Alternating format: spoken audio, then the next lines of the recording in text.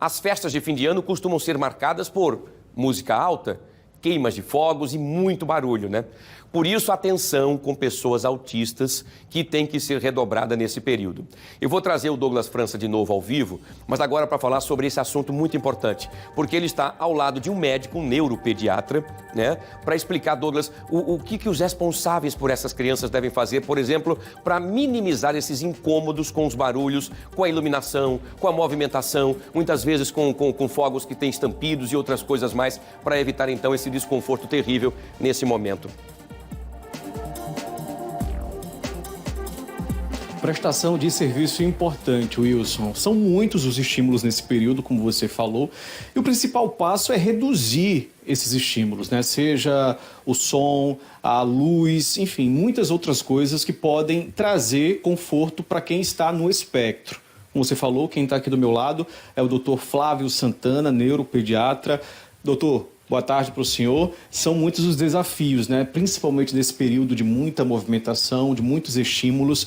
E já começa por aí, né? Reduzir esses estímulos que mais causam aí crise sensorial. Boa tarde. A criança com autismo ela tem uma alteração no processamento sensorial, esse é o termo.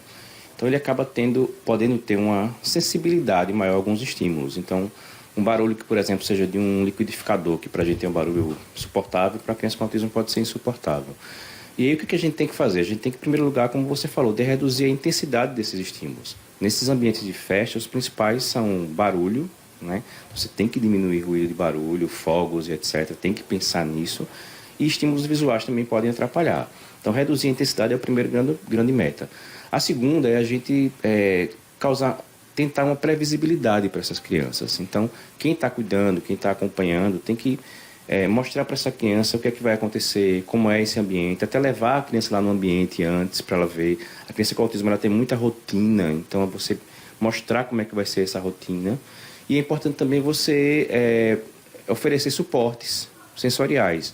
O mais comum, que a gente mais usa é o abafadorzinho, né? Aquele abafador que não tem ruído nenhum, ele cola exatamente para você eliminar o ruído. Abafadores, existem roupas com sensações térmicas também mais pesadas que são utilizadas.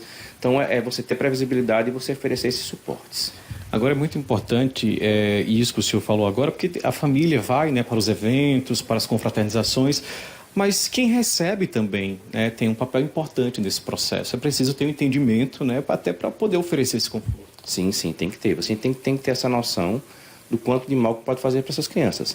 O mundo ideal seria que nesses ambientes todos tivesse um ambiente de acomodação sensorial, né? Aquele ambiente que a gente chama de reduzir o estímulo. Não adianta você ter um ambiente desse com um monte de estímulo, você já está no lugar de estímulo. Então, um ambiente desse teria o objetivo de você diminuir o estímulo. Então, um ambiente que tenha uma proteção sonora, que tenha uma proteção de luzes, né? Umas luzes indiretas, possam ser reguladas. Seja aquele quarto que está um pouco mais afastado da sala, do barulho, preparar esse quarto para essa pessoa. Isso, preparar esse ambiente de acomodação sensorial. Agora, quais são os sinais, né, de que a pessoa está começando a ter uma crise sensorial, por exemplo? Quais são os principais sinais? Isso é muito individualizado, não existe uma regra de bolo com relação a isso. Mas a criança ela vai se desregular emocionalmente. Por exemplo, ela pode ficar mais agitada, ela pode ficar mais agressiva, ela pode até se autoagredir, ela pode correr. Então, o que a gente tem que ter em mente é que isso não é birra. As pessoas têm que ter esse conceito de que a criança com alteração sensorial ela pode apresentar uns comportamentos que existe muito preconceito com relação a isso, de olhar, achar que a criança é mal educada, que é birra. Você tem esse conceito de que não é birra, que a criança pode estar desregulando emocionalmente.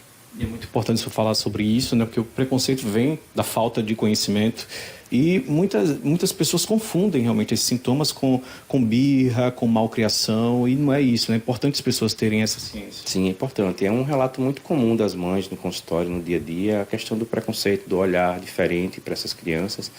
Umas até acham importante o laudo, o diagnóstico, porque elas têm acesso à carteirinha, usar aqueles colares, algumas mães gostam muito, porque já evita muito desses olhares. Então tem que ter essa visão com relação a isso. E é importante também a gente frisar a importância da autonomia da criança.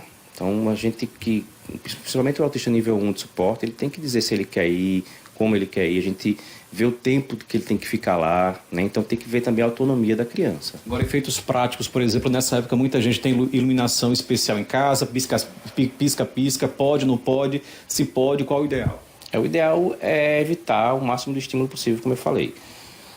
Você tem que ter em mente que as crianças com autismo e outros transtornos de processamento sensorial, ela pode ter uma sensibilidade maior a todos os sentidos. Quais são os sentidos? Visão, paladar, aí vem a parte alimentar, ruídos, toque, então roupa, não querer estar contato físico, abraços, não forçar o abraço.